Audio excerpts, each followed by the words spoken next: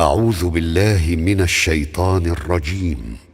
بسم الله الرحمن الرحيم. واضرب لهم مثل الحياة الدنيا كماء أنزلناه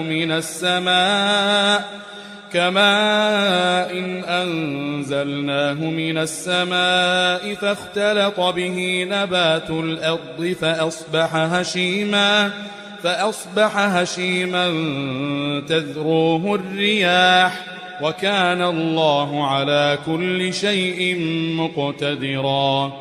المال والبنون زينة الحياة الدنيا والباقيات الصالحات خير عند ربك ثوابا وخير أملا. ويوم نسير الجبال وترى الأرض بارزة وحشرناهم فلم نغادر منهم أحدا وعرضوا على ربك صفا لقد جئتمونا كما خلقناكم أول مرة بل زعمتم أن لن نجعل لكم موعدا. ووضع الكتاب فترى المجرمين مشفقين مما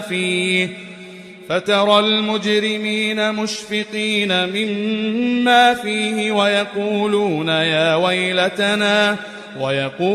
يا ويلتنا ما لهذا الكتاب لا يغادر صغيرة ولا كبيرة إلا أحصاها ووجدوا ما عملوا حاضرا ولا يظلم ربك أحدا.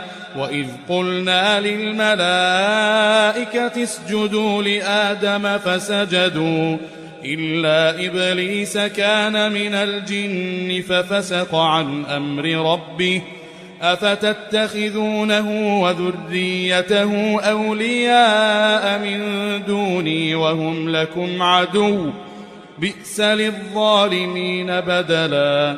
ما أشهدتهم خلق السماوات والأرض ولا خلق أنفسهم وما كنت متخذ المضلين عضدا.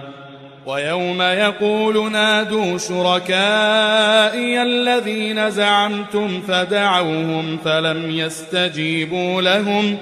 فلم يستجيبوا لهم وجعلنا بينهم موبقا. ورأى المجرمون النار فظنوا أنهم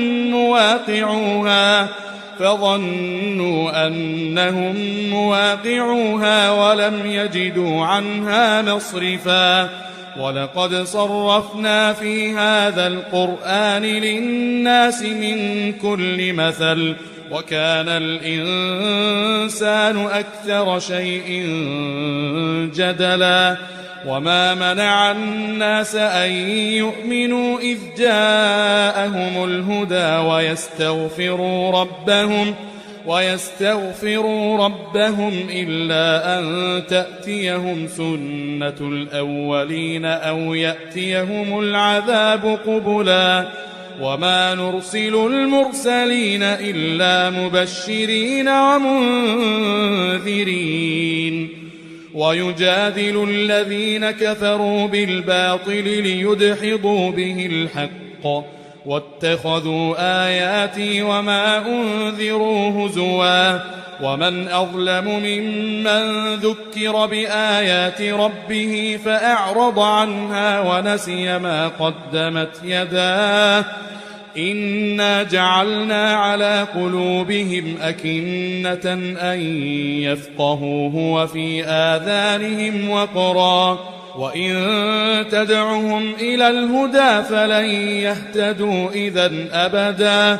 وربك الغفور ذو الرحمة لو يؤاخذهم بما كسبوا لعجل لهم العذاب بل لهم موعد لن يجدوا من دونه موئلا.